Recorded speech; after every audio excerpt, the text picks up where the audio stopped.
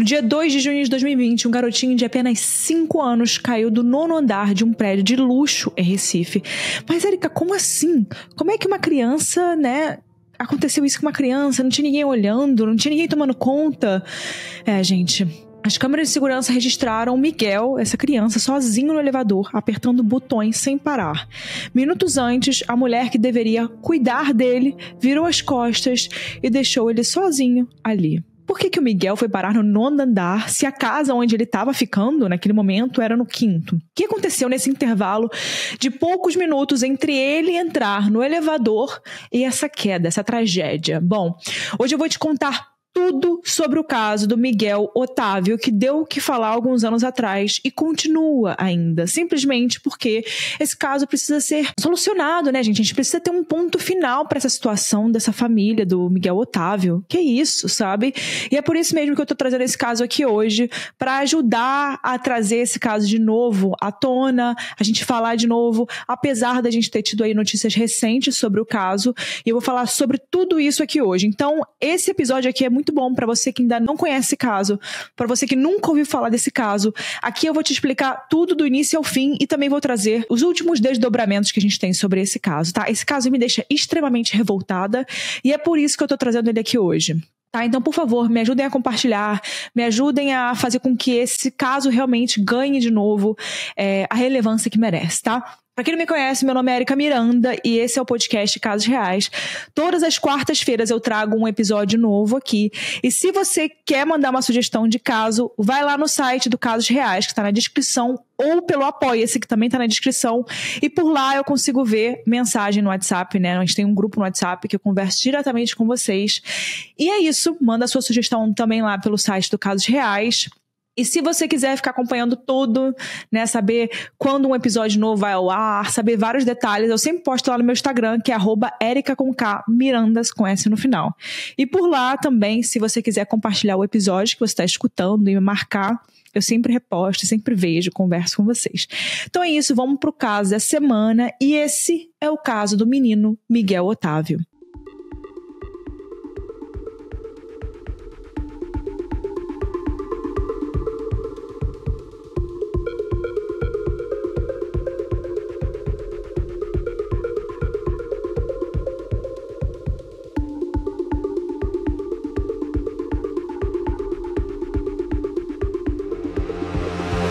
Miguel Otávio Santana da Silva nasceu no dia 17 de novembro de 2014, na cidade de Vitória de Santo Antão, que é um município de cerca de 140 mil habitantes que fica em Pernambuco.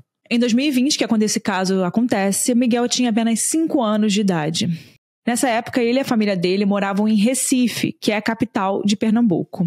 E essa é uma cidade grande que tem cerca de 3.700.000 habitantes, sendo atualmente o 5º aglomerado urbano mais populoso do Brasil, né? E tem alguém aí de Recife escutando Casos Reais? Deixa aqui nos comentários, que eu gosto de saber de onde vocês são.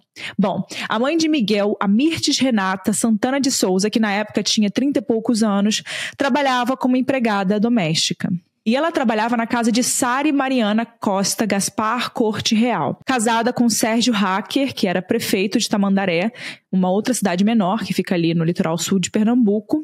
Ou seja, em 2020, a Mirtes trabalhava para o prefeito e para a primeira-dama de Tamandaré. E de acordo com o G1, a Sari e o Sérgio tinham casa nas duas cidades, ou seja, em Tamandaré e Recife. Eu vou colocar aqui uma foto da Sari, gente, para vocês verem ela fisicamente, para quem nunca viu. Ela é branca e usava os cabelos longos e loiros, assim, descoloridos, tá? Vou colocar aqui fotos da Sari. Bom, em Recife, Sari morava no 5º andar do edifício Pier Maurício de Nassau. Esse prédio aí, ele faz parte de um conjunto de 2 grandes prédios residenciais de luxo na região. Tem o edifício Pier Maurício de Nassau e logo do lado dele tem um outro prédio chamado Pier Duarte Coelho. E por conta dessas características ali de serem 2 prédios grandes, um do lado do outro, eles ficaram conhecidos popularmente como as Torres Gêmeas. Ali uma referência às Torres Gêmeas americanas, que é o World Trade Center. As Torres Gêmeas de Recife ficam à beira do rio Capibaribe e a sua construção ficou pronta em 2009. E, gente, essas construções são muito grandes, tá? Eles têm cerca de 130 metros de altura cada um, contando com cerca ali de 40 andares. E isso faz das Torres Gêmeas ali um dos maiores prédios de Recife. Eu vou colocar aqui a imagem para vocês verem. É bizarro de grande. Eu não sabia da existência desses prédios e eu achei bizarro. Bom, atualmente esses prédios eles servem como casa para empresários, políticos, juízes e por aí vai. Pessoas que têm ali condições financeiras mais altas. E eu, inclusive, pesquisei em um site aí de venda de apartamentos e encontrei um apartamento nesse prédio por em torno de R$2.800.000, tá? Só para vocês terem uma noçãozinha aí de quanto custa um apartamentinho nessas torres gêmeas. Além disso tudo que eu falei, é importante também contextualizar que na época o mundo estava passando por um momento complicado, né? 2020, quem que se lembra, né? A época que a gente usava máscara. Então, bom, no Brasil, naquele começo ali, daquela fase, em 2020, todo mundo estava muito preocupado, com medo, ansiedade, tanto em relação à saúde quanto em questão financeira, né? Porque a gente sabe que isso impactou muito a economia do Brasil e do mundo. E de acordo com a Agência Brasil, por questões financeiras, a Mirtes, a empregada doméstica, precisou continuar trabalhando naquele período, como muitos brasileiros, não é? Mesmo o trabalho doméstico ali não sendo considerado essencial naquele período. Era só alguns tipos de trabalho. A empregada doméstica não estava ali dentro daquela categoria que precisava ser essencial. Provavelmente a Mirtes continuou indo porque ela tinha receio de acabar perdendo o emprego ou dela ficar sem dinheiro para sustentar a família, né, gente? Bom, no dia 2 de junho de 2020, uma terça-feira, a Mirtes precisou levar o filho dela, Miguel, para o trabalho. Isso porque as escolas e creches estavam fechadas naquela época por conta do isolamento que a gente estava vivendo. Além disso, segundo o G1, a Mirtes não teria com quem deixar o filho. Então o Miguel acabou indo para o trabalho com ela, o que é algo muito comum no Brasil, né? Muitas vezes a mãe precisa trabalhar ou estudar fora para sustentar a família e quando não tem com quem deixar os filhos, as crianças acabam acompanhando a mãe no trabalho, né? É a situação de muitas mães no Brasil. Durante a manhã, o menino brincou com a filha dos patrões da mãe, a Sari e o Sérgio, dentro do apartamento deles que ficava no 5º andar. À tarde, a Mirtes precisou descer com o cachorro da família para poder passear, fazer ali as tarefas que ela tinha que fazer como empregada doméstica da família. E segundo as reportagens do G1, Mirtes avisou a patroa que não levaria as crianças para esse passeio com o cachorro, porque as crianças deram muito trabalho para ela de manhã, então elas não estavam obedecendo e ela achou melhor deixar as crianças em casa. Miguel ficou no apartamento. A Sari também ficou em casa com a sua filha e com uma manicure. Bebam água, né? Antes de a gente continuar aqui, beba água. De acordo com a polícia, enquanto Mirtes estava ali na parte de baixo do prédio, passeando com o cachorro da patroa, o Miguel quis descer para poder encontrar a mãe. Parecia que naquele dia o Miguel estava com saudade da mãe e até chorava porque queria ficar com ela, né? Então, às 1h06 da tarde, Miguel entrou no elevador social do 5º andar, querendo descer para encontrar Mirtes, a sua mãe. E agora eu vou descrever tudo o que aconteceu baseado nas imagens das câmeras de segurança dos elevadores do prédio, tá bom? No elevador social, Miguel acionou o 9º andar, mesmo sendo uma tecla que levaria ele para cima e não para baixo, onde a mãe estava. Ele também apertou o alarme do elevador. Nesse momento, a Sari estava com ele, então ela conversou com Miguel e convenceu ele a sair do elevador. Mas às 1h07, um minuto depois, o Miguel entrou no outro elevador do andar, que era o elevador de serviço. Geralmente, prédios assim têm pelo menos 2 elevadores por andar, um social e um de serviço. E de novo, a Sari convenceu ele a sair dali. Às 1h08, um minuto depois, a criança voltou para o elevador social. Sari ficou do lado de fora, segurando as portas com a mão. Miguel mais uma vez apertou o botão do 9º andar. Mas no final, ele saiu do elevador com a porta sendo segurada por Sari. Então, às 1h10, 2 minutos depois, o Miguel entrou de novo nesse elevador social, sozinho, e apertou mais uma vez a tecla do 9º andar. Depois de 2 segundos, Sari chegou ali e bloqueou a porta com a mão para evitar que elas se fechassem. Mais uma vez, Sari conversou com Miguel e convenceu ele a sair. Nesse momento, Miguel foi correndo em direção à porta do apartamento de Sari, mas logo depois ele mudou de ideia e correu em direção ao outro elevador, o de serviço. Ainda às 1h10 da tarde, o Miguel entrou nesse elevador de serviço e apertou de novo o 9º andar. Um segundo depois, Sari chegou e bloqueou a porta para elas não se fecharem. Aí o Miguel apertou um monte de botões do elevador aleatoriamente e, de acordo com as investigações, a Sari não conseguiu convencer o Miguel a sair dali naquele momento. Bom, então a Sari apertou a tecla da cobertura e foi embora, deixando o Miguel sozinho. E segundo a sentença do caso, a Sari voltou para o apartamento dela para continuar fazendo as unhas com a manicure. No elevador, sozinho, Miguel apertou mais botões e as portas se fecharam. Primeiro, o elevador desceu para o segundo andar, as portas se abriram, mas o Miguel não saiu. Depois, o elevador subiu para o 9º andar e aí no 9º andar, o Miguel saiu. Como eu disse antes, todo esse vai e vem do menino nos elevadores foi registrado pelas câmeras de segurança, mas depois que Miguel saiu no 9º andar, não existem mais gravações, nada, né? O que as investigações indicam é que o menino estava sozinho ali no 9º andar. Ele teria andado em direção a um corredor e parado em frente a uma janela de uma área técnica daquele andar, onde ficavam as unidades de condensadoras de ar, que é tipo aquela parte externa de ar-condicionado, sabe? Que fica instalada pro lado de fora do apartamento. Bom, tipo um maquinário, né? Então, o Miguel teria escalado a janela e subido em uma dessas unidades, né, condensadoras de ar. A gente não tem imagens desse fato acontecendo, mas os policiais encontraram marcas de sandálias ali naquela área que indicavam que o Miguel teria ficado em cima desse condensador em pé. O Miguel continuou escalando ali naquela área perigosa por mais alguns segundos. E ele também teria escalado uma grade dessa área até que ele se desequilibrou. E o Miguel caiu de uma altura de 35 metros. Mirth estava na parte de baixo do prédio, passando ali na portaria para pegar uma encomenda, e ainda com o cachorro da família. Na portaria, ela soube que alguém tinha acabado de cair. Então ela correu para ver quem era, e ela viu o Miguel caído no chão.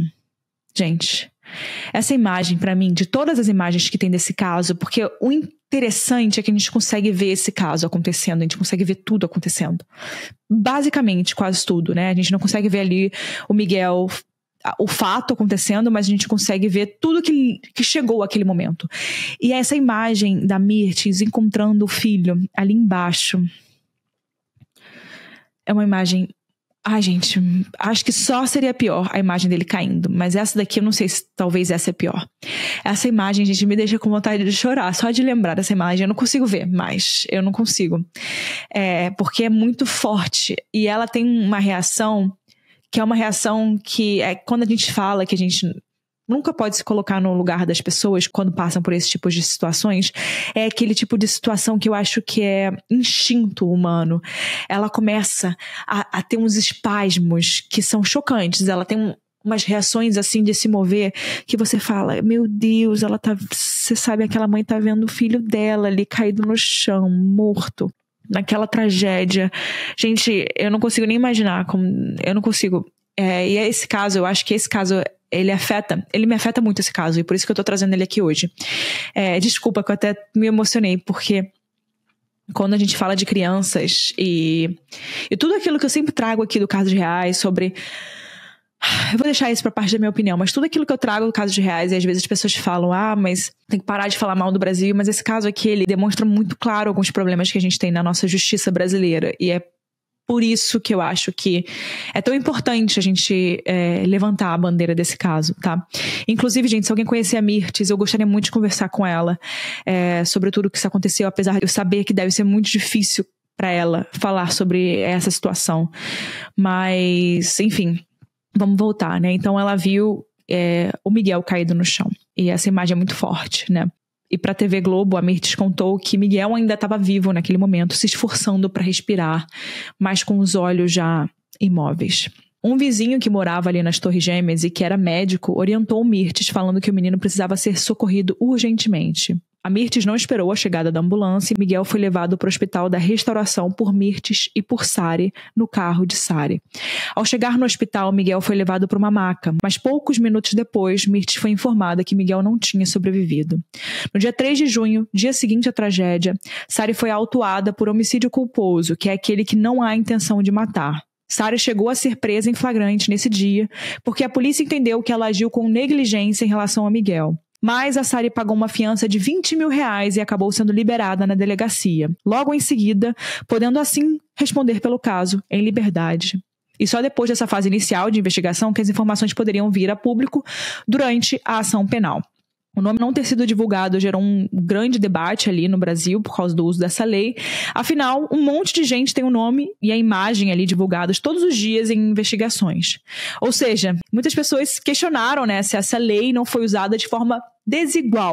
De acordo com o G1, no dia 4 de junho, o dia seguinte a Sari ter pago a fiança, Mirtes, a mãe de Miguel, informou ao público a identidade dos patrões depois de uma coletiva da polícia. Sari e Sérgio chegaram a ir ao velório do Miguel e, em carta divulgada pelo advogado da família de Sari, a patroa pediu perdão a Mirtes. O caso do menino Miguel ganhou uma repercussão muito grande, com manifestações de políticos e artistas na internet, com criação de um abaixo-assinado virtual, que na época contou com mais de 2.500.000 assinaturas, pedindo justiça. No dia 5 de junho, inclusive, um protesto ali reuniu várias pessoas, centenas de pessoas, em frente às Torres Gêmeas, aonde a tragédia aconteceu. No dia 6 de junho, foi feita uma pintura com o rosto de Miguel na frente das Torres Gêmeas. No dia 8, uma missa de 7º dia foi celebrada de maneira virtual, por conta de tudo na época, né? O isolamento. E no dia 9, vários artistas pediram justiça em um protesto em barcos no rio Capibaribe, em Recife. Durante as investigações foram tomados mais de 20 depoimentos. No dia 1º de julho, um mês depois da tragédia, foi concluído o inquérito. Sari foi indiciada pelo crime de abandono de incapaz, ou seja, por ter permitido que o menino ficasse sozinho no elevador, o que resultou a morte dele. De forma geral, esse crime prevê uma condenação de 4 a 12 anos de prisão. A justiça entendeu que Sari apertar ali o botão da cobertura e deixar que o Miguel ficasse sozinho no elevador, fato que foi registrado pelas câmeras de segurança do prédio, demonstrou omissão em relação a um menor que estava sob os cuidados dela. Ou seja, essa conduta de Sari teria resultado menos de 2 minutos depois dela deixar o Miguel sozinho, na queda e morte do menino. A defesa de Sari levantou alguns pontos. Os advogados dela alegaram que o laudo da perícia fez sim uma análise profunda da tragédia, mas que o laudo só analisou o movimento do braço de Sari para indicar que ela tinha apertado o botão que mandava o elevador para a cobertura. Segundo a defesa, Sari não teria realmente apertado o botão. Sari teria apenas simulado que tinha acionado o botão para acalmar o menino que não estava obedecendo naquele dia. Para os advogados de defesa, além do botão que levava para a cobertura não ter acendido nenhuma luz, como é comum em elevadores quando os botões são apertados, o elevador nunca subiu para a cobertura depois do Miguel sair no 9º andar.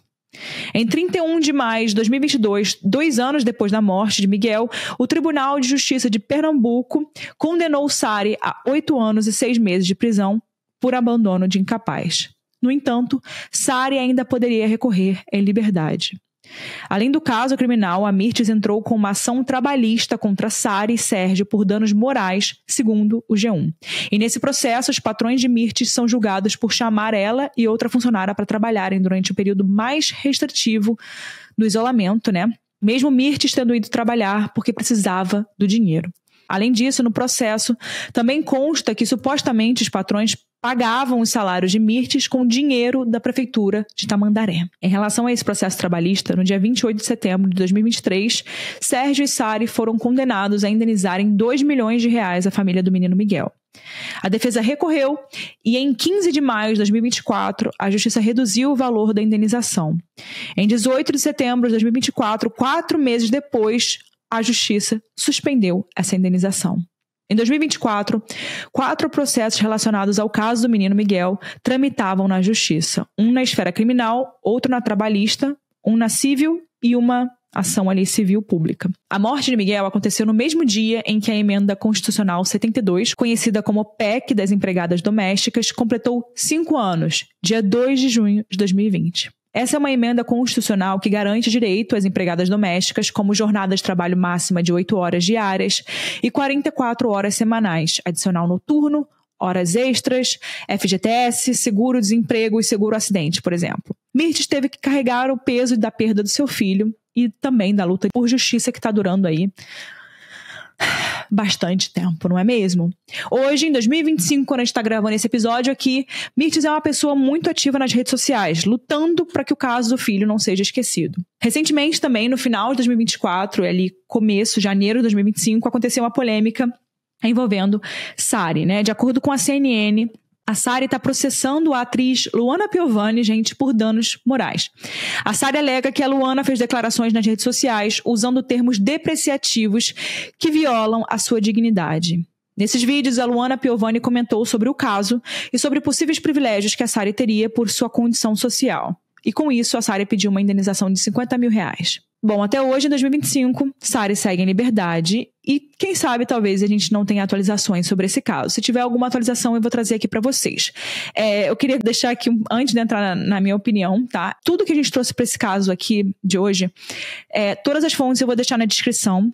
E tudo que a gente trouxe aqui são informações que a gente checou e de fontes confiáveis. Nada que a gente trouxe aqui é achismo. A partir de agora eu vou dar minha opinião no final do caso, mas até agora tudo é baseado em fatos, tudo é baseado em fontes confiáveis, que eu vou deixar aqui na descrição. Eu tô só simplesmente fazendo o meu trabalho de jornalista, eu sou jornalista, tá?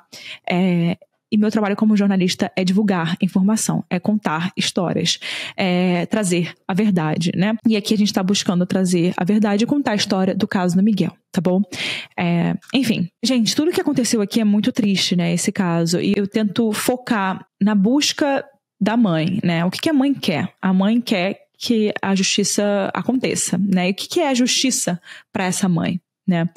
Eu gostaria muito que vocês fossem no Instagram da Mirtes, ela tem um Instagram muito ativo, como a gente falou, eu vou deixar aqui na descrição também, posso botar aqui na tela. Por lá vocês vão acompanhar muitas coisas que ela fala sobre o caso, e é muito interessante a gente ajudar essa mãe a ter voz. Então o que eu tô fazendo aqui hoje é simplesmente ajudar esse caso a ter voz. E, enfim, uma criança, gente, não é simplesmente, não é como se fosse deixada ali no elevador, se você fosse deixada no elevador. Uma criança, ela não sabe muitas coisas, né? Ela tá aprendendo muitas coisas. Uma criança de 5 anos, você imagina, ela sabe o que é um prédio de 35 metros, ela não tem noção dessa altura, ela não tem noção do perigo que aquilo é, sabe? E, enfim, muitas coisas poderiam ter sido feitas diferentes nesse caso. Eu acho que realmente a vida do Miguel poderia ter sido salva, né? Se algumas coisas tivessem sido feitas. Básicas, coisas básicas, assim, não é pedindo nada muito, né? É muito triste porque ele, infelizmente, acompanhou a mãe aquele dia. Ele poderia ter ficado na escola, só que não tinha essa possibilidade, né? Naquele momento da vida não tinha essa possibilidade. Era pra Mirtes estar em casa, né? Não era pra Mirtes estar trabalhando. Essa é a realidade, né? Enfim, gente, era um período muito ruim, né, do mundo. Eu acho que ele não devia estar se sentindo muito confortável, né, estando lá na casa dos patrões da mãe, né? Porque não era à toa que ele estava tentando procurar a mãe. Ele não queria ficar sem ela, sabe? Ele queria, provavelmente, ficar perto da mãe, por ele não estar se sentindo confortável ali numa casa que não era dele e tudo mais. É o que eu acho, tá? É a minha opinião, Érica, vendo esse caso. E imaginando uma cabeça de uma criança de 5 anos, né? E era por isso que ele estava querendo sair ali daquele apartamento o tempo todo e tentando encontrar a mãe. E talvez por isso que ele não estava obedecendo a patroa, de tipo, fica aqui, espera e tal. E ele queria encontrar a mãe de toda e qualquer forma, né? É muito triste que isso tenha acontecido com o menino Miguel, né? Não tem mais o que fazer, né? Eu só acho que uma indenização pra ajudar a Mirtes seria muito bom, né, gente? Eu acho que era o mínimo que poderia ser feito nessa altura do campeonato, né? Tem muitas coisas da justiça brasileira que a gente não tem muito o que mudar, né? Que às vezes a justiça é assim mesmo. Mas na questão da indenização, eu acho que isso já ajudaria muito a família do Miguel. Eu acho que é o mínimo, minimamente humano. Então é isso, vamos ver a opinião do Lucas, nosso roteirista aqui do podcast. Oi, Érica. Oi, gente. Aqui é o Lucas, roteirista. Como vocês sabem, casos como esse, que envolvem crianças, sempre me deixam muito abalado. São pessoas que estão cheias de energia, cheias de sonhos, cheias de possibilidades, cheias de coisas acontecendo, que vão acontecer. A vida ainda está literalmente toda na frente da pessoa. E aí acontece alguma coisa e tudo isso é interrompido. É um caso que tem um tom de tragédia por conta da queda e da morte do menino, que na época, ali em 2020, tinha só 5 anos. 5 anos, gente. A Sari, Corte Real, pegou homicídio culposo, quando não há a intenção de matar, né? Porque a justiça entendeu ali durante as investigações, durante todo o processo, que a ação dela teria sido omissa em relação ao Miguel. Tanto é que ela pegou aí abandono de incapaz. A justiça entendeu que a ação dela de ter deixado o Miguel sozinho no elevador propiciou as condições para que ele ficasse sozinho, subisse lá onde ele subiu e depois caísse e, consequentemente, morresse. E além desses tons, ele é um caso que também expôs as desigualdades sociais no Brasil. É um caso que levantou, principalmente na época, muitas questões sobre desigualdade social, sobre racismo, sobre seletividade penal, como a Erika comentou. Então, além de tudo, é também um caso muito importante para a gente refletir, para a gente pensar sobre as formas pelas quais a nossa sociedade tem funcionado. Então é isso, pessoal. Muito obrigada para quem ficou até aqui, né? Não deixe de compartilhar esse caso com alguém que precisa escutar esse caso, precisa saber desse caso. E se você quiser mandar uma sugestão, entra aqui no link da descrição. Beijo vocês na próxima quarta-feira. Tchau, pessoal.